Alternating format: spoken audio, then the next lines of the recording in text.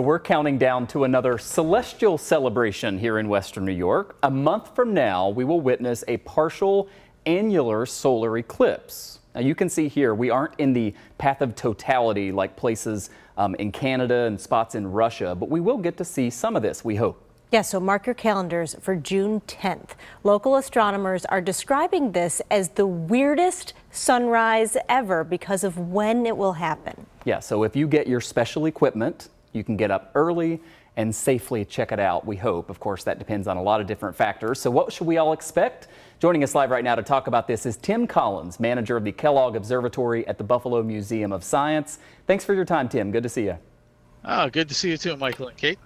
Tim, it's great to have you here. And weirdest sunrise ever is a great description, first of all, but what does that mean? And what could we possibly see a month from now? Well, a month from now, provided that it's clear, let's make that straight right up front. So we need Storm Team 2's help in making sure that happens. But if it is a clear day, you will get a very peculiar looking sunrise. So things will be a lot darker than they normally will. So if you look at sunrise on June 9 and compared to June 10, it's going to look a little different. And we want to make sure everybody's aware of it so they know what's happening. This is not going to be something that's easy for everyone to see because it is so low on the horizon. You will need a clear east-northeast horizon in order to view it.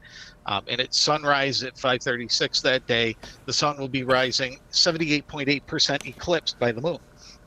So it's only going to get to about 7 degrees above the horizon, which is about like this, one fist at arm's length. That's 10 degrees, so it's even less than that.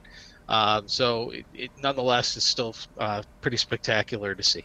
Yeah, it's going to be great, and we're looking forward to that. We'll have coverage, obviously, as we get closer to it, let everybody know how the weather's looking. But, you know, we can't talk about eclipses here without looking forward to the next big one. I know 3 years into the future when we're going to have this total solar eclipse for the first time in almost 100 years here in Western New York. What is the planning and excitement that is building for that, for you and other folks in your field? For all of us, between Williamsville Space Flight Planetarium, Whitworth Ferguson, the Observatory at the museum, Buffalo Astronomical Association, Penn-Dixie, Buffalo and Erie County Public Library, we have been planning this since 2017. In fact, few of us went down to different places to watch that eclipse. I got to go to South Carolina. It is a very striking event that will be sure to amaze everybody. For me personally, I've known about it since the year 2000, so this is like tomorrow for me. But yeah, the day is definitely getting closer, and we had a picture-perfect day this April 8th. So again, Storm Team 2, we wanted to duplicate that. No pressure. So just put that in the fax machine. And what would you say is, aside from the fact that it's something that just looks cool, from an education standpoint, how important is it for people to learn a little bit more about our world, I guess?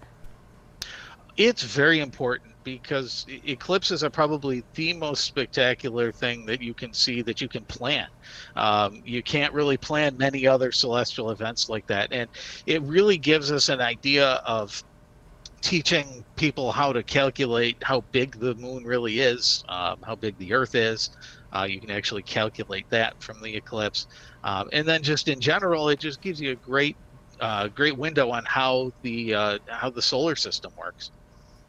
Yeah, we're really looking forward to it. I mean, the last time we had one of these total solar eclipses, you mentioned you went down to South Carolina. We were kind of on the fringe of it, right? It was cool here. It was very unique. We were up on the rooftop and did a whole hours-long special. But this next time, we are going to be right in the heart of it, and we're going to be relying on Tim Collins and all of your colleagues to help guide us through that. We appreciate you coming on the show. Tim is the manager of the Kellogg Observatory at the Buffalo Museum of Science. Have a great evening. Thank you for having me, guys. Have a good night. I, for one, am excited for Eclipse Michael Wooten to come out.